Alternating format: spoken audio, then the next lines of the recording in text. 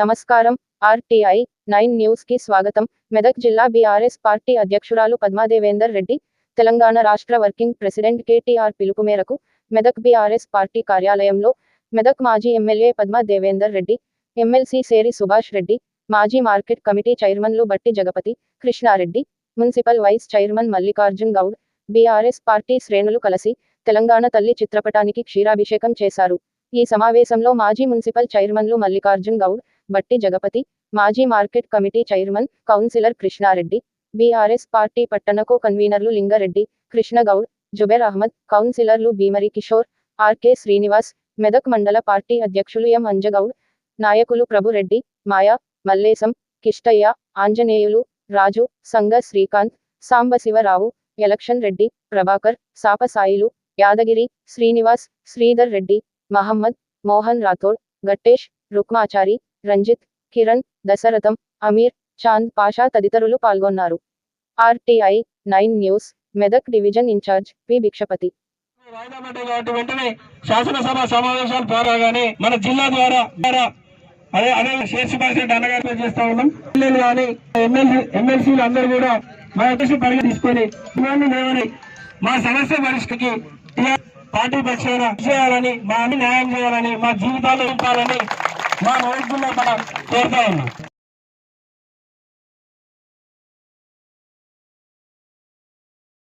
అధ్యక్షత వహిస్తున్న రాజు గారికి, ప్రధాన కార్యదర్శి ఎండి పాషా గారికి, ఇక్కడ వేయించేసిన జిల్లా ముఖ్యులందరికీ, మా చెల్లెలకు అన్నదందరికీ, అదే ఎమ్మెల్సీ సుభాష్ రెడ్డి గారికి, జయపతికి, అంజగౌడ్కి, ఎలక్షన్ రెడ్డి గారికి, టీఆర్ఎస్ నాయకులకి, అదేవిధంగా మీడియాలకు అందరికీ పేరు పేరున హృదయపూర్వక నమస్కారాలు. మరి రేవంత్ పాలన అంటేనే ఏడాదికి అందరికీ ఆయస్సులో అర్థం కాని పరిస్థితి. ఎలక్షన్ల ముందు అనేక రకాల హామీలు వెళ్ళినా కానీ దాని గురించి కనీసం పద్ధతి, దీన్ని ఏ విధంగా వీళ్ళని ఏ విధంగా ముందుకు వెళ్ళొచ్చిన ఆలోచనలనే పోయి అనేక రకాలు ఇచ్చిన వారంటీలు, 400 హామీలు, ఎక్కడికి వెళ్ళి గద్దనే ఆలోచన తప్ప మరి మంచి ఆలోచన లేదు. ఎందుకంటే నిన్నటికి నేను వర్కర్లు అందరూ కూడా దయచేసి ఇసుకపోయి స్టేషన్ల ముందు అరెస్టులు, ప్రశ్నిస్తే అట్లు, అదేవిధంగా ప్రతులను అరెస్టులు, ఎక్కడ పోయినా కానీ సమస్యకు పరిష్కారం చూపడు.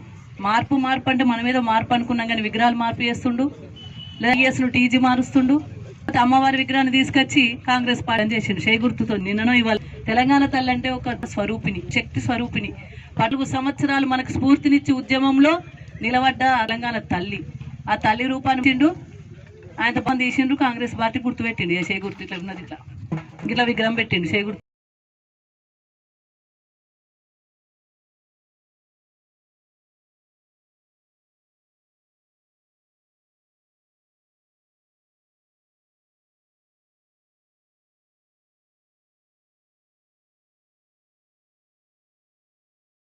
నిజంగా చెప్తున్నాం, మీ ఇది ఎంత కష్టం అంటే, సరే ఆశా వర్కర్లు ఉన్నారు, ఆశా వర్కర్లు 500 జీతంలో తీసుకొచ్చి మనం పెడితే కేంద్ర ప్రభుత్వం యాక్చువల్గా వాళ్ళను చెప్పాలి కాబట్టి చెప్తున్నారు, రిక్రూట్ చేసింది కేంద్ర ప్రభుత్వం, అడాప్ట్ చేసుకుంది తెలంగాణ ప్రభుత్వం. చేసుకొని 1500 500 ఒక కేసుకు ఇంత అని వాళ్ళు ఎవరు తీసుకున్నట్టు ఆశా వర్కర్లు. ఈ రోజు 9000 అని చేసింది కేసీఆర్. మరి వాళ్ళ కష్టం చూడవయ్యా, నువ్వు వచ్చి ఏం చెప్పిన ఆశా వర్కర్లకు ఇంకెక్కడో కూర్చుని పెడతా మంచిగా చేస్తాం మిమ్మల్ని అన్నావు. మరి ఇప్పుడు వాళ్ళు రోడ్ ఎక్కిండ్రు. అదేవిధంగా సమగ్ర శిక్ష అభియాన్ వాళ్ళు మీరు ఎప్పుడైతే రోస్టర్ పద్ధతిలో అంటే కలెక్టర్ చైర్మన్ గా ఉండే అప్పుడు రోస్టర్లో రూల్ ఆఫ్ రిజర్వేషన్ పాటించేవారు. మీరు వచ్చినప్పుడు ఏం చేయాలి, మీరు అంటే రూల్ ఆఫ్ రిజర్వ్ లో ఉన్నారు, మెరిట్ మీద అదేవిధంగా పద్ధతిగానే వచ్చి చైర్మన్ కలెక్టర్ గా ఉంచి విద్యాశాఖలో చాలా అవసరం ఉంది, కొన్ని పోస్టులు ఖాళీ ఉన్నాయి. అదేవిధంగా ఇప్పుడే ఇమ్మీడియట్ గా టీచర్ ఉద్యోగాలు ఇవ్వలేం కాబట్టి అంత లోపల సర్వశిక్ష అభియాన్ సమగ్ర శిక్ష ద్వారా కొంతమంది టీచర్లను తీసుకొని గ్రామ స్థాయి నుండి డిస్ట్రిక్ట్ స్థాయి వరకు కూడా వాళ్ళు వినియోగించని చెప్పేసి నిర్వహించిన వాళ్ళను మళ్ళీ రోడ్డెక్కించినావు. వాళ్ళని రెగ్యులరైజ్ చేస్తావు. హన్మకొండలో పోయి చెప్పినావు, మహబూబ్ నగర్లో పోయి చెప్పినావు, వాళ్ళ టెంట్ కింద పోయి చెప్పినావు. ఏం చెప్పినావు మరి? రూల్ ఆఫ్ రిజర్వేషన్లో వచ్చిందా, రోస్టర్ వచ్చిందా, మెరిట్ వచ్చిందా అని తెలుసుకున్నావో లేదో నాకు తెలియదు, కానీ నీకు నాలెడ్జ్ ఉందో తెలియదు నాకు, కానీ చెప్పుడేది చెప్పేసినావు. ఎందుకంటే కేసీఆర్ నేను చేస్తా, తులం బంగారం ఇస్తా, ఆయన లక్ష పథకం ఉత్తగానే ఇస్తుండు, 1,00,000 రూపాయలు ఎందుకు అని నేను తులం బంగారం అన్నావు. అంటే 10,000 ఇస్తే 20 అన్నావు, 2,000 ఇస్తే 4 అన్నావు, బతుకు చీర ఇస్తే 2 చీరలు అన్నావు. ఏది బతుకమ్మ చీర లేదు, మా ఉద్యోగులకు రెగ్యులరైజ్ లేదు. రెగ్యులరైజ్ చేస్తా అన్నాడు, కనీసం రెగ్యులరైజ్ చేసే పద్ధతిలో వచ్చి పిలిచి మాట్లాడాలి కదా. ఈ సంవత్సరం చేయకపోతే వచ్చే సంవత్సరం చేస్తాను. కానీ నువ్వు వచ్చి సంవత్సరం అవుతుంది, రోడ్ ఎక్కేంత వరకు చూసినావు, 3 రోజుల నుండి రిలే చేస్తున్నది కూడా చూసినావు. 3 రోజుల నుండి మరి అసెంబ్లీ కూడా జరగబోతుంది. మరి అసెంబ్లీ జరుగుతున్న సందర్భంలో ముఖ్యులను కొంతమందిని పిలుచుకుంటా మరి వీళ్ళు రోస్టర్ వచ్చిండ్రా, మెరిట్ వచ్చిండ్రా, రూల్ ఆఫ్ రిజర్వేషన్ పాటించిండ్రా, మరి పాటించినట్టయితే నేనేం చేయాలనే ఆలోచన అప్పుడు చెప్పొచ్చినావు కదా, ఇప్పుడు ఉండాలి కదా, పిలుచుకొని మాట్లాడాలి కదా. కనీసం ముగ్గురు పిలుచుకొని మాట్లాడి ఏం చేయొచ్చో ఆలోచన చెయ్యి, వాళ్ళకి మంచి ఎట్లయితుందో చెయ్యి, వాళ్ళకి ఇంకేం చేయొచ్చో చెయ్యి. అంతే తప్ప రోడ్డు మీద ఇచ్చిపెట్టినట్టు ఆయన గాలికి ఇచ్చిపెట్టిండు, పట్టించుకున్న పాపన పోతలేడు. అందుకే నేను సుభాష్ అన్నకి చెప్తున్నా, నేను మాజీ మంత్రి వారి హరీష్ రావు గారు కానీ కేటీఆర్ గారి దృష్టిలో కూడా పెడతాం. శాసనసభలో జరుగుతున్న సందర్భంలో రిక్వెస్ట్ చేస్తాం, మా జిల్లా తరఫున, మెదక్ జిల్లా తరఫున అందరు సార్ రోడ్ ఎక్కిండ్రు, అందరు టెంట్ కింద కూర్చున్నారు. కానీ ముందు 3 రోజుల నుండి రిలే చేస్తుంటే కూడా కనీసం ప్రభుత్వం అయితే ఒక్కసారైనా పిలిచి మాట్లాడే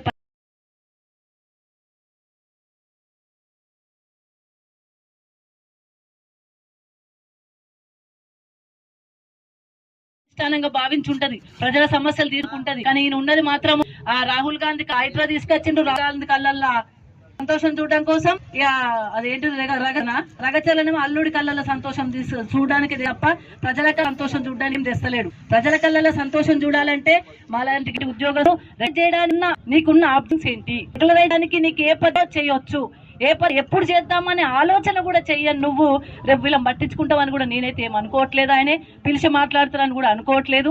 ఎందుకంటే ఆయనకు కేవలం పాలన అంటే ఒక పద్ధతి ఉంటుంది దేనికైనా సరే.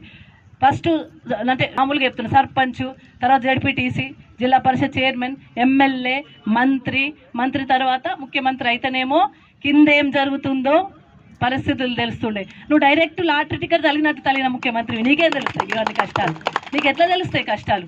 ఎందుకంటే ఒక మంత్రి వేస్తే బడ్జెట్ ఏంది, సమావేశం ఏంది, దాని ఆర్థిక ఏంది, రాష్ట్ర ఆర్థిక విధానం ఏంది, ఏం జరుగుతుంది, ఈ ప్రయారిటీ ఏంది, ఎప్పుడు ఏది పెట్టచ్చు, ఎప్పుడు సెకండ్ పెట్టచ్చు, ఎప్పుడు థర్డ్ పెట్టచ్చు, ఈ సంవత్సరం ఏం చేద్దాం, 2వ సంవత్సరం ఏం చేద్దాం, 3వ సంవత్సరం ఏందని ఆర్థిక విధానం ఉంటుంది. నీకు ఆర్థిక విధానం తెలియదా, రాష్ట్ర బడ్జెట్ తెలియదా, రాష్ట్రంలో ఉన్న వచ్చే ఆదాయం తెలియదా, నీకు పోయే ఆదాయం తెలియదు. అట్లాంటప్పుడు నీకు ఏం తెలుస్తుంది? అందుకే ఇట్లాంటివి జరుగుతూ ఉన్నాయి. నేను ఒక్కటే కోరుతా ఉన్నాను, నువ్వు సరే నీకు సంవత్సరం అయింది, సంవత్సరంలో చెప్పాల్సినంత చెప్పినావు, హామీలు నెరవేర్చమంటే హామీలు నెరవేర్చలేవు. హామీలు నెరవేర్చకపోతే కనీసం ఎప్పుడు నెరవేరుస్తావో చెప్పు. నెల లోపల చేస్తా అని చెప్పినావు, అప్పుడు నీకు అప్పుడు అన్నాడు. మరి షాయి తాగుతలేడు ఆయన, అరే ఆయన షాయి తాగుతాడు, మిల్క్ తాగుతున్నాడు ఆయన. రాయ కాఫీలు బంద్ చేసిండు ఆయన ఇప్పుడు. ఎందుకంటే రాజస్థాన్ పోన్నాయి, అటు ఆదాన్ని కలవన్నాయి, అమెరికా పోన్నాయి, లేకపోతే ఢిల్లీ పోన్నాయి, ఆదాన్ని కలవన్నాయి, ఇంకా చాలా ఉన్నాయి ఆయనకు. మన షాయి రాలేదు, మన భోజనం, మన షాయ, మన టెంట్, మన జంపకాని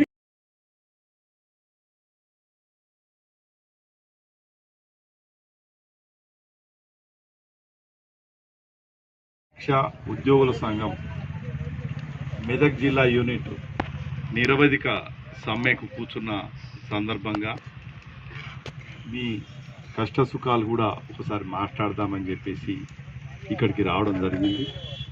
ముఖ్యంగా సభాధ్యక్షులు రాజు గారు, కార్యదర్శి పాషా గారు, ఇక్కడ కూర్చున్న టెంట్ కింద కూర్చున్న ప్రతి ఒక్క అక్కా చెల్లెలకు, అన్నదమ్ములందరూ కూడా నా హృదయపూర్వక నమస్కారాలు. ఈ ప్రభుత్వం ఇది దోస్తే ఆ విషయంతో అధికార ఎక్కిన విషయం కూడా మీ అందరికీ తెలుసు. ఎందుకంటే మీరు సమాజంలో అందరిని కూడా చూస్తున్నారు మీరే.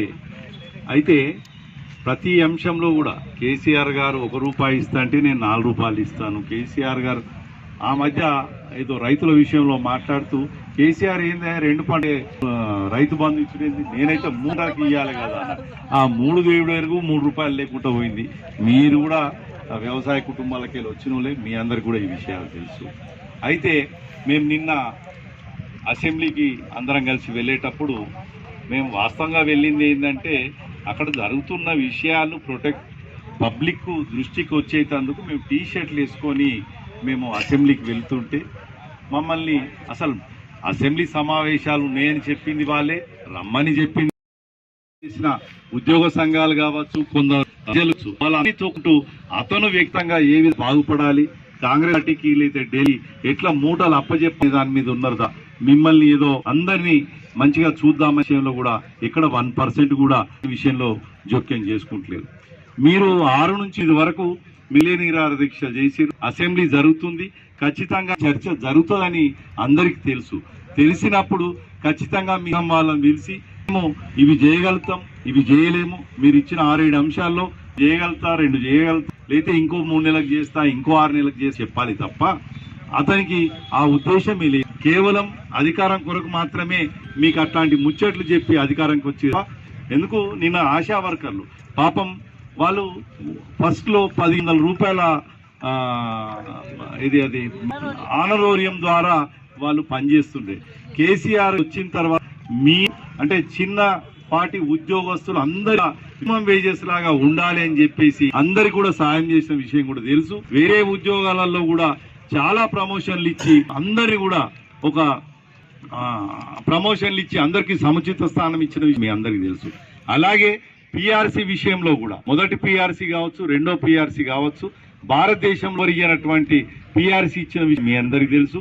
రెండో పిఆర్సీ అప్పుడు 30% యాడ్ అనుకుంటా, నాకు తెలిసిన కాడికి 30% యాడ్ చేయడం వల్లే ఇవాళ ఒక గౌరవప్రదమైనటువంటి జీతం కూడా ఆ విషయం కూడా ఒకసారి గుర్తు చేయదలుచుకున్నాం. ఖచ్చితంగా రేపు 16 ఏదైతే మళ్ళీ శాసనసభ మండలి జరుగుతుందో మా బీఆర్ఎస్ ఎల్పీ తరఫు నుంచి మా కేసీఆర్ దృష్టికి తీసుకెళ్లి వర్కింగ్ ప్రెసిడెంట్ కేఆర్ గారు, హరీష్ రావు గారి నాయకంలో మా మండలిలో మా చిన్న మధుసూనాచారి మా ఫ్లోడర్ వారి ఆధ్వర్యంలో మేము ఖచ్చితంగా సభలో ఏం తీసుకొని మిమ్మల్ని పిలిపించి మీ నాయకులు ఇచ్చి ఖచ్చితంగా ఎంతో చేయాలని చెప్పి కోరేటట్టుగా ఒకవేళ వాళ్ళు వినకపోతే సభను కూడా స్తంభింపజేసి మీ అందరికి కూడా బీఆర్ఎస్ పార్టీ మీ మద్దతుగా ఉంటామని చెప్పి ఖచ్చితంగా పోరాడాల్సిందే.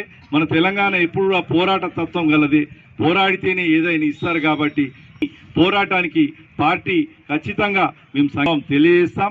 మీ కష్టాలన్నీ కూడా అసెంబ్లీ శాసన మండలిలో ఖచ్చితంగా మేము మీ విషయాలన్నీ కూడా అక్కడ మాట్లాడి ప్రభుత్వంతో ఖచ్చితంగా ఏదో ఒక ప్రకటన వచ్చేటట్టు నా వంతు కృషి చేస్తానని చెప్పి మీ సభాముఖంగా మీ అందరికీ నేను